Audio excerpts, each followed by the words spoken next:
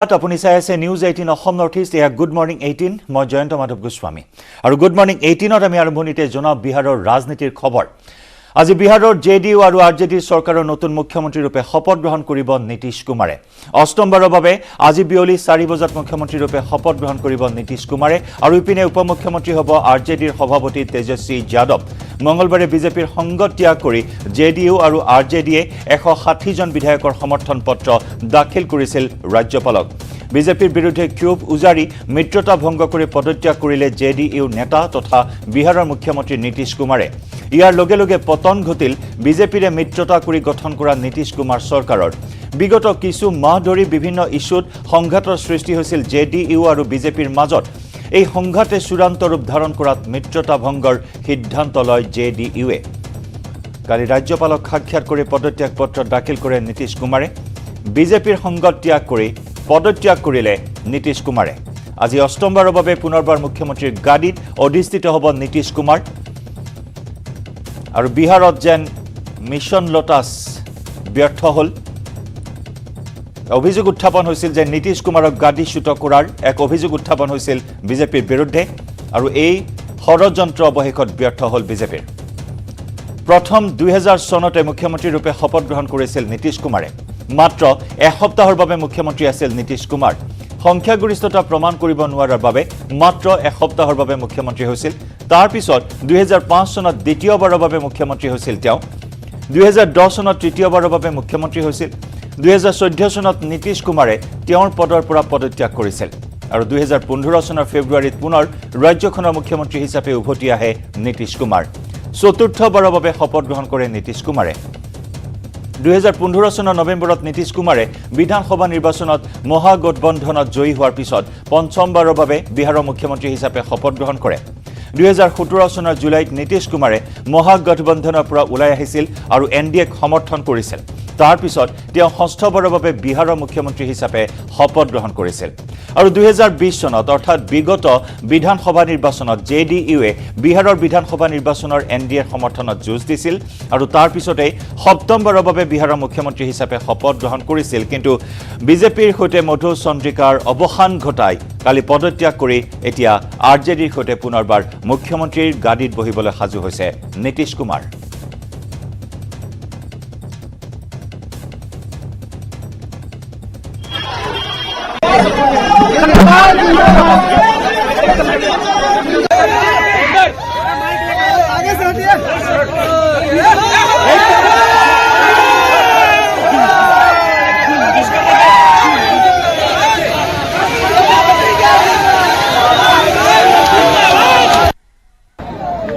सात पार्टियां एक साथ आप समझ लीजिए कि विधानसभा में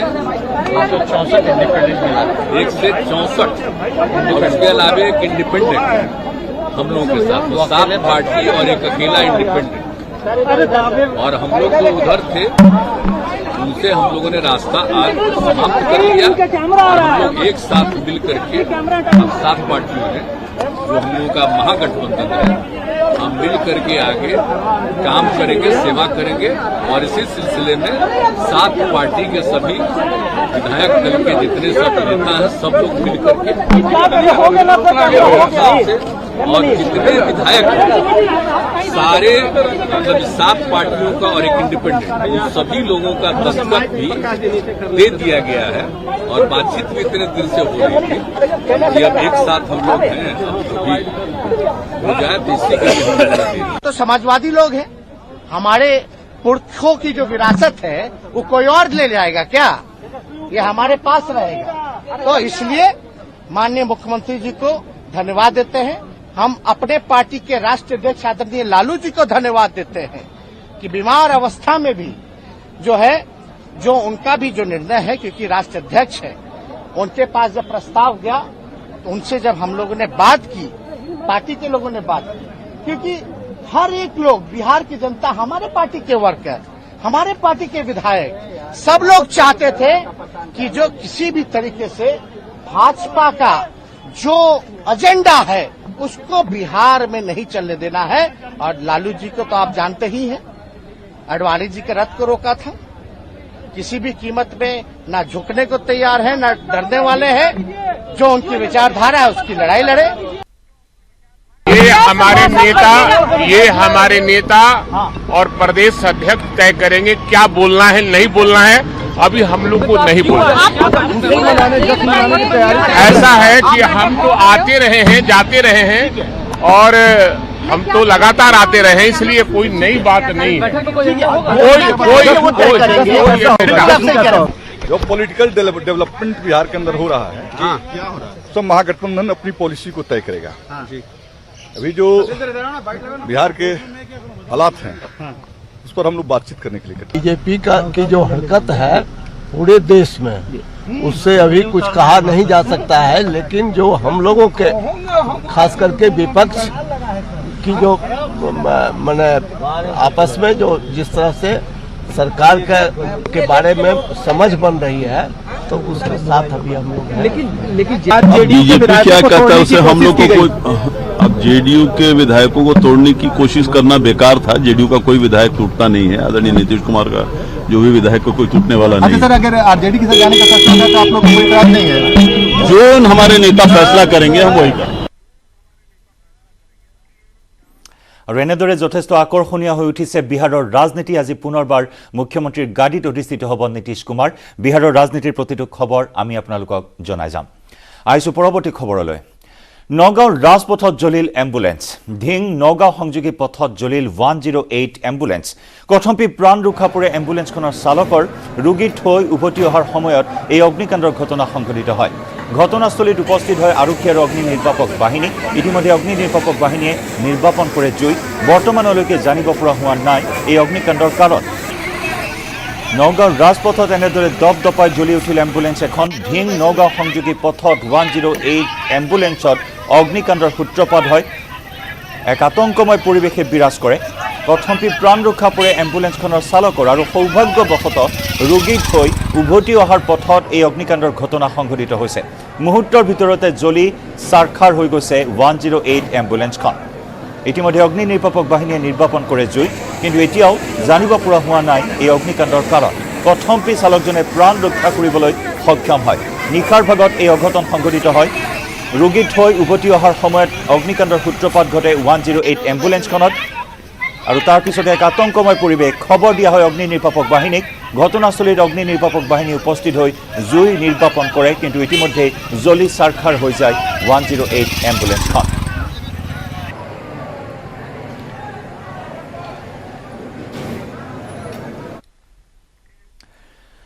ভট্টদেৱ বিশ্ববিদ্যালয়েৰ পঞ্জীয়ক ডক্টৰ গুৰুপ্ৰসাদ খাটুনিয়াৰক নিলম্বন। ভট্টদেৱ বিশ্ববিদ্যালয়েৰ উপাচাৰ্য অধ্যাপক বিৰিঞ্চি কুমাৰ দাসে নিলম্বন কৰে খাটুনিয়াৰক। মঙ্গলবাৰে আবেলি নিলম্বন কৰা হয় ঘোষখোৰ গুৰুপ্ৰসাদ খাটুনিয়াৰক। খাটুনিয়াৰৰ স্থানত বিশ্ববিদ্যালয়ের রাজনীতি বিজ্ঞান বিভাগের সহযোগী অধ্যাপক মনোজ কুমার দাসক বিশ্ববিদ্যালয়ের পঞ্জীয়ক হিসাবে নিযুক্তি দিয়া হয়েছে। শনিবারে দুর্নীতি নিবারক শাখায় গ্রেপ্তার করেছিল ভট্টদেৱ বিশ্ববিদ্যালয়ের পঞ্জীয়ক গুরুপ্রসাদ খাটুনিয়ারক। গুরুপ্রসাদ খাটুনিয়ারক নিলম্বন করার বিষয়ে কালি আবেলি বিশ্ববিদ্যালয়ের পঞ্জীয়ক খাটুনিয়ারক নিলম্বন করার বিষয়ে জানিবলৈ দিয়ে। দুর্নীতি নিবাৰকৰ দলে গ্ৰেপ্তাৰ কৰা খাটুনিয়াৰক বৰ্তমান জেৰা চলাই থকা হৈছে। কেতবোৰ গুৰুতৰ অভিযোগ উত্থাপন হৈছে খাটুনিয়াৰৰ বিৰুদ্ধে। আন্তঃগাঁথনিৰ উন্নয়নৰ নামত কেলেংকাৰী সংঘটিত কৰাৰ অভিযোগ উত্থাপন হৈছে। নিযুক্তিকে ধৰি কেইবাটাও বিষয়ত বহু দুৰ্নীতি কেলেংকাৰীৰ অভিযোগ খাটুনিয়াৰৰ বিৰুদ্ধে উত্থাপন হয় আৰু তাৰ ভিত্তিতে অভিযান চলোৱা হৈছিল। শনিবাৰে তেওঁক গ্ৰেপ্তাৰ কৰা হৈছিল আৰু ইতিমধ্যে ভট্টদেৱ বিশ্ববিদ্যালয়ৰ এইগৰাকী পঞ্জীয়ক ডক্টৰ গুৰুপ্ৰসাদ খাটুনিয়াৰক নিলম্বন কৰা হৈছে। ভট্টদেৱ বিশ্ববিদ্যালয়ৰ উপাচাৰ্য অধ্যাপক বিৰিঞ্চি কুমাৰ দাসে নিলম্বন কৰিলে খাটুনিয়াৰক। মঙলবাৰে আবেলি নিলম্বন কৰা হয় ঘোষখোৰ গুৰুপ্ৰসাদ খাটুনিয়াৰক। বৰ্তমান জেৰা চলাই থকা হৈছে। ভট্টদেৱ ইউনিভাৰ্চিটিৰ ৰেজিষ্ট্ৰাৰ ডক্টৰ গুৰুপ্ৰসাদ খাটুনিয়াৰ তেখেতৰ যি এক আনফৰ্চুনেট এটা ইনচিডেণ্টত তেখেতৰ মানে এৰেষ্ট হ'ল, সেই সংক্ৰান্তত আমাৰ ইউনিভাৰ্চিটি কমিউনিটি কিছু পৰিমাণে আচৰিত হৈছে আৰু ময়ো স্তম্ভিত। তথাপিও অসম চৰকাৰৰ যি Assam services discipline and appeal rule 1964 তাৰ আধাৰত in consultation or after consulting the Honorable Chancellor of the University, we have presently issued an order of suspension until further orders.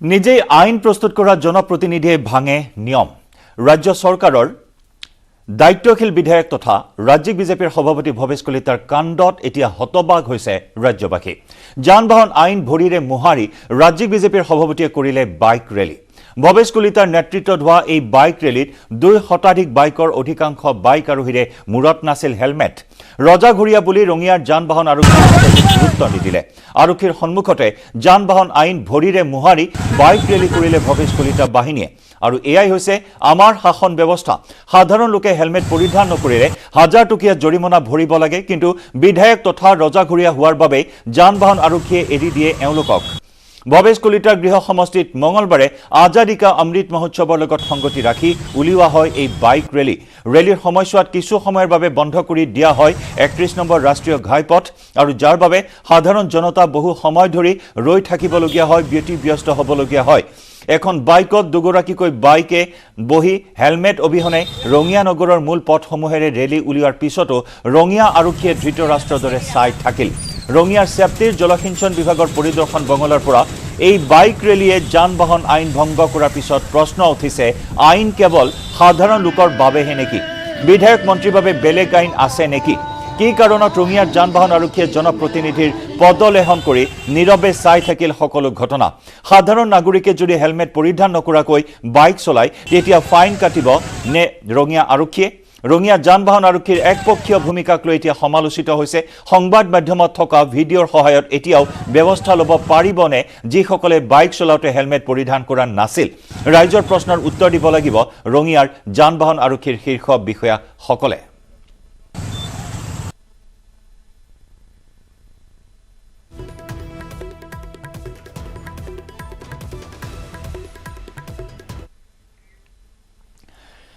Hojai GST intelligence দলৰ অভিযান জেডি আইৰন ব্যৱসায়িক প্ৰতিষ্ঠান সহ 6টাকৈ স্থানত অভিযানকাৰী দলক উত্তেজিত জনতাই আবদ্ধ কৰি ৰাখিলে অভিযানকাৰী দলে জব্দ কৰা সামগ্ৰী পেলালে ৰাজপথত জিএসটি নিৰীক্ষণৰ নামত সঘনাই ধন সংগ্ৰহৰ অভিযোগ উত্থাপন হৈছে অভিযানকাৰী দলক আক্ৰমণ কৰিবলৈ উদ্যত হয় একাংশ উত্তেজিত ৰাইজে আমি পুনৰবাৰ জনাইছো হুজাই জিএসটি ইন্টেলিজেন্স দলৰ অভিযান জেডি আইৰন ব্যৱসায়িক প্ৰতিষ্ঠান সহ 6টাকৈ স্থানত অভিযান চলোৱা হৈছিল অভিযানকাৰী দলক উত্তেজিত জনতাই আবদ্ধ কৰি থয় অভিযানকাৰী দলে জব্দ কৰা সামগ্ৰী পেলাই দিয়ে ৰাজপথত জিএসটি নিৰীক্ষণৰ নামত সঘনাই ধন সংগ্ৰহৰ অভিযোগ উত্থাপন হৈছে জিএসটি নিৰীক্ষণৰ নামত একাংশ ব্যৱসায়িক হাৰাশাস্তি কৰাৰো অভিযোগ উত্থাপন হৈছে আৰু ধন সংগ্ৰহৰ বাবে এনে ধৰণৰ অভিযান চলোৱাৰ অভিযোগ উত্থাপন কৰিছে একাংশ ব্যৱসায়ীয়ে আৰু ইয়াতেই খৰ্গহস্ত হৈ একাংশ ব্যৱসায়ীয়ে প্ৰতিবাদ সাব্যস্ত কৰে অভিযানকাৰী দলক আনকি আক্ৰমণ কৰিবলৈ উদ্যত হয় একাংশ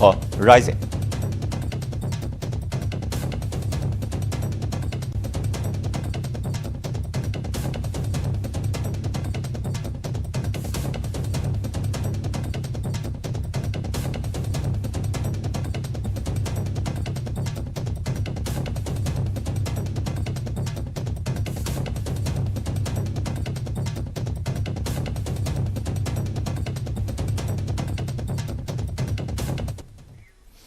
মহানগৰীৰ খবৰ পুনৰ এজাক বৰষুণতে বুৰিল গুৱাহাটী মহানগৰীৰ আভিজাত্য পুৱা অহা এজাক বৰষুণতে জলমগ্ন হৈ পৰিল মহানগৰীৰ কেইবাটাও অঞ্চল কৃত্ৰিম বানৰ কবলত পৰিল চানমাৰী নিউ গুৱাহাটী কাহিলীৰ পৰা জুৰুডকে ধৰি বিস্তীৰ্ণ অঞ্চল কৃত্ৰিম বানত আবদ্ধ হৈ পৰিল মহানগৰীৰ বিভিন্ন অঞ্চলৰ বাসিন্দা পুৱাই স্কুল কলেজ তথা অফিচ কাছাৰীলৈ ওলাই অহা ছাত্ৰ ছাত্ৰী কৰ্মচাৰীসকলে হাহাকাৰ কৰিবলগীয়া হ'ল আমি দৃশ্য আপোনালোকক দেখুৱাম মহানগৰীত পুনৰ কৃত্ৰিম বান এজাক মাত্ৰ বৰষুণ মাত্ৰ কেইমিনিটমান অহা বৰষুণতে সাগৰ সদৃশ পৰিস্থিতিৰ সৃষ্টি হ'ল জুৰুডৰ দৃশ্য আমি দেখুৱাইছো জুৰুডত একাঠু কৰবাত এককাল পৰ্যন্ত পানীৰ সৃষ্টি হ'ল আৰু এই পানীত কক বকাবলগীয়া হ'ল মহানগৰবাসী কেইবাটাও অঞ্চলৰ জনতা জলবন্দী হ'বলগীয়া হ'ল মহানগৰীত আজি পুৱাই হাহাকাৰ লাগিল অফিচ কাছাৰীলৈ ওলাই অহা কৰ্মচাৰীসকলৰ মাজত সমান্তৰালকৈ বিদ্যালয়লৈ যোৱা ছাত্ৰ ছাত্ৰীসকলৰ মাজত হাহাকাৰ অৱস্থাৰ সৃষ্টি হ'ল মাত্ৰ কেইমিনিটমানৰ বৰষুণ আৰু তাৰ পিছতে অস্বাভাৱিক পৰিস্থিতি গুৱাহাটীৰ কেইবাটাও অঞ্চলত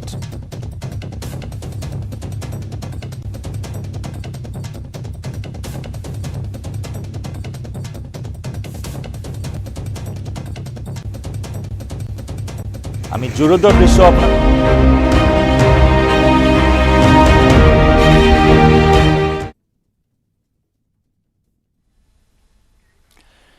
নগাঁৱৰ ভোগেশ্বৰী ফুকননি অসামৰিক চিকিৎসালয়ত চৰকাৰী চিকিৎসক আশাকৰ্মীৰ ভয়ংকৰ সিন্ডিকেটৰ তথ্য ফাদিল হৈছে নিউজ 18ৰ অনুসন্ধানত কমিশনৰ অংকত ব্যক্তিগত লেবৰেটৰী আৰু নাৰ্ছিং হোমলৈ ৰোগীক পঠোৱাৰ অভিযোগ উত্থাপিত হৈছে চিকিৎসাৰ নামত নগাঁৱত একাংশ ব্যক্তিগত লেবৰেটৰী নাৰ্ছিং হোম চিকিৎসক আৰু আশাকৰ্মীৰ ভয়াবহ সিন্ডিকেট চৰকাৰী চিকিৎসালয়লৈ অহা গ্ৰামাঞ্চলৰ সহজ সৰল ৰোগীক ফুচুলাই ব্যক্তিগত চিকিৎসক আৰু ব্যক্তিগত নাৰ্ছিং হোমলৈ লৈ যোৱাৰ অভিযোগ আশাকৰ্মীৰ বিৰুদ্ধে আৰু ইতিমধ্যে কালি দিনটোত আমি বিশেষ সম্প্ৰচাৰ আগবঢ়াইছিলো এই বিশেষ সম্প্ৰচাৰত আমাৰ নগাঁৱৰ সাংবাদিক নীলোৎপল বৰা সন্মুখত খুদ আশাকৰ্মীয়ে স্বীকাৰ কৰিছিল কমিশন লাভ কৰাৰ কথা 350 টকা পৰ্যন্ত কমিশন লাভ কৰে আশাকৰ্মীয়ে আনহাতে চিকিৎসকে লাভ কৰে 50% কমিশন চিকিৎসকে কমিশনৰ অংকত কেইখনমান নিৰ্দিষ্ট লেবললৈ ৰোগীক স্বাস্থ্য পৰীক্ষা কৰিবলৈ পৰামৰ্শ দিয়াৰ অভিযোগ উত্থাপন হৈছে স্বাস্থ্য পৰীক্ষাৰ বাবদ একাংশ চিকিৎসকে 50% কমিশন লয় লেবৰ পৰা আনকি গুগল পেৰ জৰিয়তে এই কমিশন লোৱাৰ অভিযোগ উত্থাপন হৈছে নিউজ 18ত খোদ আশাকৰ্মীয়ে স্বীকাৰ কৰিছে কমিশন লাভ কৰাৰ কথা এই ঘটনাক কেন্দ্ৰ কৰি নগাঁৱত অব্যাহত আছে তীব্ৰ প্ৰতিক্ৰিয়া এই ঘটনাক কেন্দ্ৰ কৰি এই খবৰ বিয়পি পৰাৰ লগে লগে তীব্ৰ চাঞ্চল্য সৃষ্টি হৈছে কেনেদৰে স্বাস্থ্য খণ্ডত এটা বৃহৎ সিন্ডিকেট চলাই আহিছে যি সিন্ডিকেটত জড়িত হৈ আছে একাংশ চিকিৎসক একাংশ আশাকৰ্মী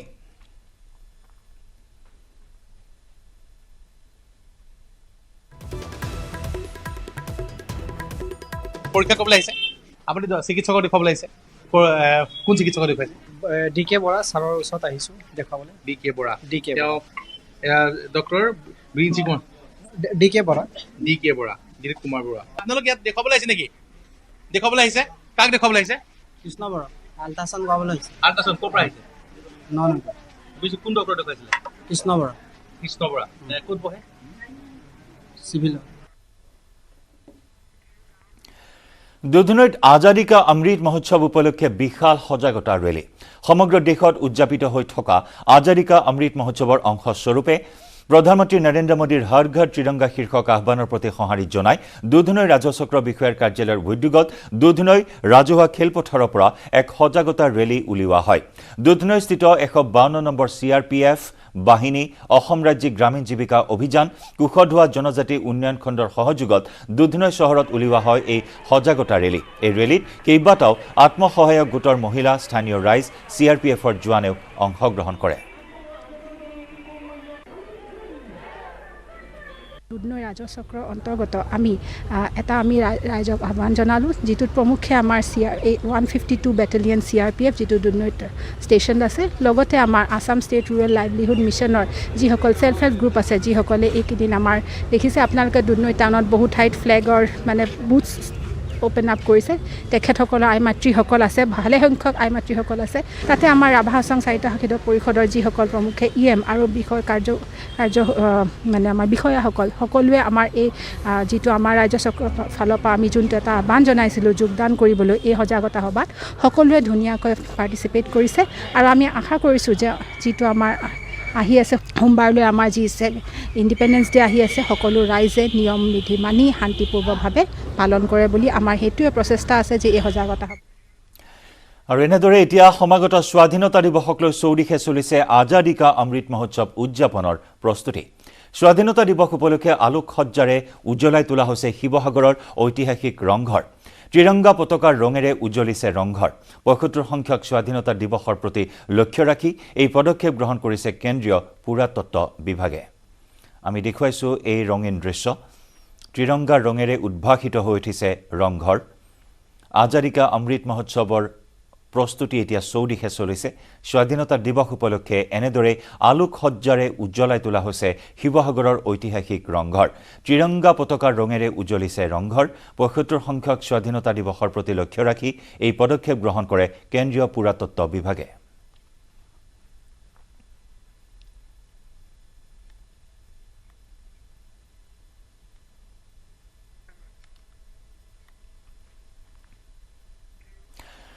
আগবঢ়াইছোঁ এইবাৰ আন্তঃৰাষ্ট্ৰীয় পৰ্যায়ৰ এটা খবৰ সৰ্বশক্তিমান আমেৰিকাৰ প্ৰাক্তন ৰাষ্ট্ৰপতি ডোনাল্ড ট্ৰাম্পৰ ঘৰত চলিল FBI অভিযান। বিশ্বৰ অন্যতম শক্তিশালী তদন্তকাৰী সংস্থা FBI ডোনাল্ড ট্ৰাম্পৰ ঘৰত নিশাৰ ভাগত চলোৱা এই অভিযানক লৈ সৃষ্টি হৈছে এতিয়া ব্যাপক প্ৰতিক্ৰিয়াৰ।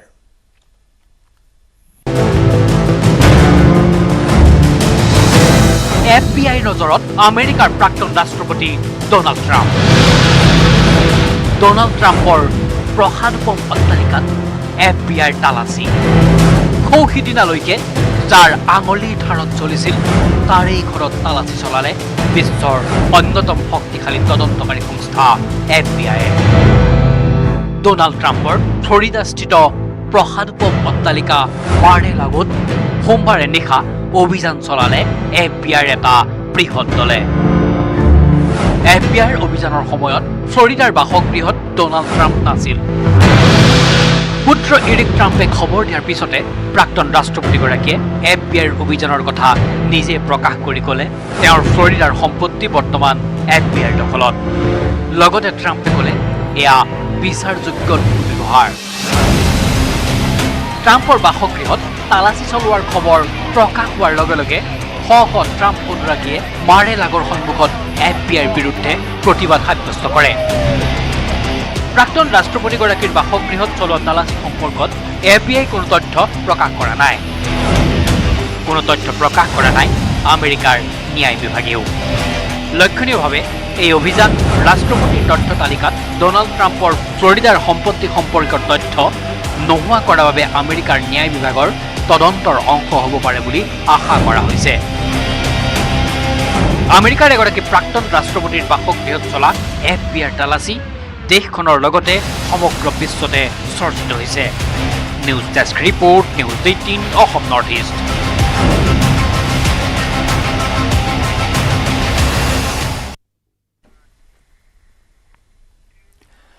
আৰু ইতিমধ্যে আমি আপোনাক জনাইছো যে মাত্ৰ এজাক বৰষুণ আৰু এই এজাক বৰষুণতে অস্বাভাৱিক পৰিস্থিতিয়ে বিৰাজ কৰিছে গুৱাহাটী মহানগৰীত। পুৱাই অহা এজাক বৰষুণে জলমগ্ন কৰি তুলিলে মহানগৰীৰ বিস্তীৰ্ণ অঞ্চল। চানমাৰী, জু ৰোড, কাহিলীপাৰা ইত্যাদি বিভিন্ন অঞ্চলত এককাল কৰবাত একাঠু পৰ্যন্ত পানীৰ সৃষ্টি হ'ল আৰু এই পানীত কক বকাবলগীয়া হ'ল মহানগৰবাসী। Chandmari, New Guwahati, Kahilipara, zoo road ইত্যাদি বিভিন্ন স্থানত জলমগ্ন হৈ উঠিছে সমগ্ৰ অঞ্চল। আৰু পুৱাৰ ভাগতে এনেদৰে জলবন্দী হৈ পৰিল জনতা। পানী ফালি পানী ঠেলি অফিচ কাছাৰীলৈ যাবলগীয়া হ'ল মহানগৰবাসীয়ে। পুৱাৰ ভাগতে হাহাকাৰময় এটা অৱস্থা। মাত্ৰ কেইমিনিটমানৰ বৰষুণ আৰু তাৰ পিছতে এই অৱস্থাৰ সৃষ্টি হৈছে। পুৱাই স্কুল কলেজ কৰ্মচাৰীসকলে হাহাকাৰ কৰিবলগীয়া হৈছে। স্কুল কলেজৰ ছাত্ৰ ছাত্ৰীসকলে হাহাকাৰ কৰিবলগীয়া অৱস্থাৰ সৃষ্টি হৈছে। পুনৰবাৰ মহানগৰৰ উন্নয়নৰ এই ফোপোলা ছবি উদঙাই তুলিলে কেইমিনিটমানৰ বাবে অহা এই জাক বৰষুণে। সতীৰ্থ সাংবাদিক হীৰকজ্যোতি মালাকৰ সৈতে আমি যোগাযোগ স্থাপন কৰিছো পোনপটীয়া সম্প্ৰচাৰত। হীৰক, কোন স্থানত আপুনি উপস্থিত আছে? কেনেকুৱা কৃত্ৰিম বানৰ অৱস্থা? হয় জয়ন্ত, মাজনিশাৰ পৰা আহে যে বৰষুণ আৰু মাজনিশা কেৱল 10 পৰা 15 মিনিট সময় বৰষুণ আহিছিল আৰু পুৱাৰ ভাগত যদি চাব যায় 5 মিনিটৰ পৰা 7 মিনিট ধৰি এই বৰষুণ হৈছিল আৰু বৰষুণৰ পিছতেই এই এনেধৰণৰ পৰিৱেশ দেখিবলৈ পোৱা গৈছে গুৱাহাটী মহানগৰীত। আৰু মই বৰ্তমান উপস্থিত আছোঁ চানমাৰী আৰু শিলপুখুৰী যিটো সংযোগী পথ, সেই চানমাৰী আৰু শিলপুখুৰী সংযোগী পথত উপস্থিত আছোঁ আৰু মোৰ সতীৰ্থ প্ৰভাসে দেখাব। আপুনি ইয়ালৈকে প্ৰত্যক্ষ কৰিব যে 100 মিটাৰ পৰা 200 মিটাৰ নিলগলৈকে কেৱল পানী আৰু পানী। মহানগৰ যি উন্নয়নৰ ফোপোলা স্বৰূপ এক প্ৰকাৰ পুনৰ উদঙাই পেলোৱা দেখিবলৈ পোৱা গৈছে। আৰু যিহেতু ক'ব বিচাৰিম যে এই এনেধৰণৰ পৰিৱেশ শিলপুখুৰী, চানমাৰী নহয় বা অন্যান্য যিবোৰ আছে হাতীগাঁও, GSOত প্ৰায়ভাগ এনেধৰণৰ অৱস্থা দেখিবলৈ পোৱা গৈছে। আৰু এজাক বৰষুণ অহাৰ পিছতেই এনেধৰণৰ জলমগ্ন হৈ পৰা বা কৃত্ৰিম বানপানীৰ সন্মুখীন হোৱা দেখিবলৈ পোৱা গৈছে। আৰু মোৰ যদি সতীৰ্থ প্ৰভাসে দেখাব, যিবোৰ বাছ আছে, স্কুল বাছ আছিলে বা স্কুল বাছৰ লগতে যিবোৰ স্কুল ভান আছিলে সেইবোৰ যাব নোৱাৰা অৱস্থা হৈছে। কিয়নো এইটো সময় হৈছে 8 পৰা 9 বজাৰ সময় হৈছে, স্কুললৈ যোৱা সময়, ছাত্ৰ ছাত্ৰীসকল স্কুললৈ যোৱা সময়। কিন্তু তেনে সময়তেই যি বানপানী হৈছে বা কৃত্ৰিম বানপানী সৃষ্টি হোৱা দেখিবলৈ পোৱা গৈছে। তাৰপিছতেই এনেধৰণৰ অৱস্থা দেখিবলৈ পোৱা গৈছে গুৱাহাটী মহানগৰীত। আৰু যিবোৰ আচলতে চিটি বাছ আছে, সেই চিটি বাছসমূহে কেৱল গুৱাহাটী ক্লাবৰ অভিমুখে যোৱা দেখিবলৈ পোৱা গৈছে। কিন্তু বাকী যিবোৰ বাহন আছে, 4 চকীয়া সৰুবৰ যিবোৰ বাহন আছে, সেই বাহনবোৰ যাব নোৱাৰা হোৱাৰ বাবে যি এইটো আপুনি দেখিব যে যি ইৰিগেশ্যন ডিপাৰ্টমেণ্টৰ যিটো জলসিঞ্চন বিভাগৰ যিটো আচলতে টাৰ্ণিং আছে, সেই টাৰ্ণিঙতে যোৱা দেখিবলৈ পোৱা গৈছে। আৰু কিছু লোক যিহেতু ক'ব বিচাৰিম যে বানপানী হোৱাৰ বাবে বা কৃত্ৰিম বানপানী হোৱাৰ বাবে যি গন্তব্য স্থান আছিলে, সেই গন্তব্য স্থানৰ পৰা গন্তব্য স্থানলৈ যাব পৰা নাই। তাৰ বাবে তেওঁলোকে আধাতে উভতিবলগীয়া হৈছে। আচলতে এনেধৰণৰ পৰিৱেশ বাৰে বাৰে দেখিবলৈ পোৱা যায় গুৱাহাটী মহানগৰীত। এজাক বৰষুণ আৰু বৰষুণৰ পিছতে এনেধৰণৰ পৰিৱেশ দেখিবলৈ পোৱা যায়। আচলতে ইয়াৰ কেতিয়া সমাধান হ'ব এয়া এক অনিশ্চয়তা হৈ পৰিছে, যিহেতু গুৱাহাটী মহানগৰ বা GMDA প্ৰশাসন লগতে সকলো যি PWD ডিপাৰ্টমেণ্ট আছে সকলো ধৰণৰ ব্যৱস্থা গ্ৰহণ কৰে, কিন্তু গ্ৰহণ কৰাৰ পিছতো এনেধৰণৰ পৰিৱেশ বাৰে বাৰে দেখিবলৈ পোৱা যায়। আৰু আপোনালোকে প্ৰত্যক্ষ কৰিব যিবোৰ দুচকীয়া বাহন আছে সেই দুচকীয়া বাহনবোৰ যাব নোৱাৰা হোৱাৰ বাবে তেওঁলোকে এই টাৰ্ণিঙতেই তেওঁলোকে উভতিবলগীয়া হৈছে। তেওঁলোকৰ নিজ গন্তব্যস্থান য'ত আছিলে সেই স্থানলৈ যাব পৰা নাই, তাৰ বাবে এনেধৰণে যাবলগীয়া হৈছে। আৰু সম্ভৱতঃ দেখিছে আপুনি যিবোৰ স্কুল বাছ আছিলে বা স্কুল ভান আছিলে সেই ভানসমূহ যাব পৰা নাই, যাব নোৱাৰা অৱস্থা হৈছে। কেৱল চিটি বাছে যাব পৰা এই মুহূৰ্তত দেখিবলৈ পোৱা গৈছে। দাদা ক'ৰ পৰা আহিছে? ক'ৰ পৰা আহিছে? আমি চানমাৰীৰ পৰা নুনমাটিৰ পৰা আহিছোঁ। পানী পুৰা পানী আহিব নোৱাৰে। হয়, এনেদৰে দেখিছে। কেৱল এই স্থানতে নহয়, মই পূৰ্বতে কোৱা নহ'লে এতিয়াও ক'ম যে আজি নুনমাটিৰ পৰা আহিছে, সেই নুনমাটিতো একে অৱস্থা দেখিবলৈ পোৱা গৈছে। নুনমাটিতো কৃত্ৰিম বানপানীৰ সন্মুখীন হ'বলগীয়া হৈছে আৰু এনেদৰেই টাৰ্ণিঙতে তেওঁলোকে উভতিবলগীয়া হৈছে। আৰু সম্ভৱতঃ হয় যে মই ইয়াত থকা লোকসকলৰ সৈতে কথা পাতিম। ক'ৰ পৰা আহিছে বাইদেউ? আমি জুৰোড তিনিআলি। বাৰে বাৰে এনেকুৱা ধৰণৰ অৱস্থা, আপোনালোকৰ যথেষ্ট অসুবিধা হয়, কি ক'ব বিচাৰিব? চৰকাৰক কিবা ক'ব বিচাৰিব আপোনালোকে? চৰকাৰক মানে এইটো ব্যৱস্থা লাখ কোটি কোটি টকা খৰচ কৰা হৈছে, কিন্তু কৰিব লাগে। আৰু এইটোতো আৰু এটা প্ৰাকৃতিক দুৰ্যোগ, তথাপি আৰু যিখিনি সাধ্য অনুসাৰে ব্যৱস্থা ল'ব পাৰে কৰিব লাগে। আৰু ক'ত যাব এতিয়া? আমি কামাখ্যা মন্দিৰলৈ যাম। বেলেগ পথেৰে যাব লাগিব হয় নেকি? আগত বেছি পানী হৈছে।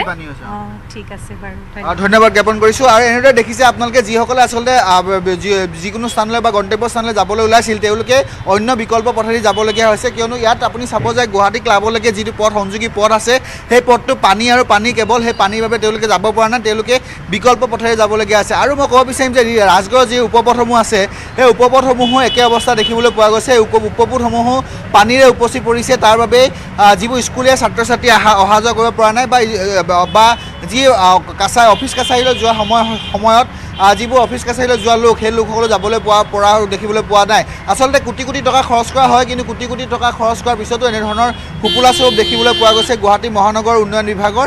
আৰু গুৱাহাটী মহানগৰ উন্নয়ন বিভাগে যিহেতু এইবাৰ ক'ব বিচাৰিম যে কেইবাখনো ছুপাৰ চেকাৰ অনা হৈছিলে, 7ৰ পৰা 8খন ছুপাৰ চেকাৰ অনা হৈছিলে ব্যয়বহুলকৈ, যিহেতু এখন ছুপাৰ চেকাৰৰ দাম কেইবা কোটি টকা আছিলে। আৰু সেই ছুপাৰ চেকাৰখনো যিহেতু জাবৰ নিষ্কাশন কৰাৰ বাবে ব্যৱহাৰ কৰা হৈছিলে, কিন্তু ছুপাৰ চেকাৰৰ পিছতো এনেধৰণৰ অৱস্থা দেখিবলৈ পোৱা গৈছে গুৱাহাটী মহানগৰীত। আৰু এই যান্ত্ৰণা আচলতে কিমান দিনলৈ সহ্য কৰিব লাগিব সেয়া এতিয়া লক্ষণীয় বিষয় হৈ পৰিছে গুৱাহাটী মহানগৰীৰ বাবে। আৰু এনেদৰে দেখিছে আপোনালোকে যিবোৰ চানমাৰী অভিমুখে যিবোৰ গাড়ী আহিছিলে দুচকীয়া গাড়ী, সেই গাড়ীসমূহে এই টাৰ্ণিঙৰ পৰা ঘূৰাবলগীয়া হৈছে। জলসিঞ্চন বিভাগৰ যিটো টাৰ্ণিং আছে সেই টাৰ্ণিঙৰ পৰা ঘূৰাবলগীয়া হৈছে, যথেষ্ট অসুবিধা ভোগ কৰিছে। আৰু এই 8 বজাৰ পৰা 9 বজাৰ সময়ত যিহেতু সকলোৱে অফিচ কাছাৰী অথবা প্ৰাইভেট ব্যক্তিগত খণ্ডৰ যিবোৰ কাৰ্যালয় বা স্কুল কলেজলৈ যোৱা সময়, স্কুলীয়া ছাত্ৰ ছাত্ৰীসকল স্কুল যোৱা সময়, কিন্তু তেনে সময়তে এনেধৰণৰ কৃত্ৰিম বানপানীৰ সন্মুখীন হোৱাৰ বাবে যথেষ্ট অসুবিধা ভোগ কৰিবলগীয়া আছে। এই চানমাৰী, অনিল নগৰ, নবীন নগৰ লগতে যিবোৰ অঞ্চল আছে নুনমাটি, একেধৰণৰ অৱস্থা দেখিবলৈ পোৱা গৈছে। জয়ন্ত, নিশ্চয়কৈ চানমাৰী খবৰ আপুনি জনাইছে হীৰক, কিন্তু যদি আমি জুৰোডৰ ফালে আহোঁ, জুৰোডত উৰণীয়া সেতুৰ কাম চলি আছে, সেইটো পথেৰে এই মুহূৰ্তত যাতায়াত কৰাটো জমৰ যন্ত্ৰণা ভোগ কৰাৰ লেখীয়া এটা পৰিস্থিতি।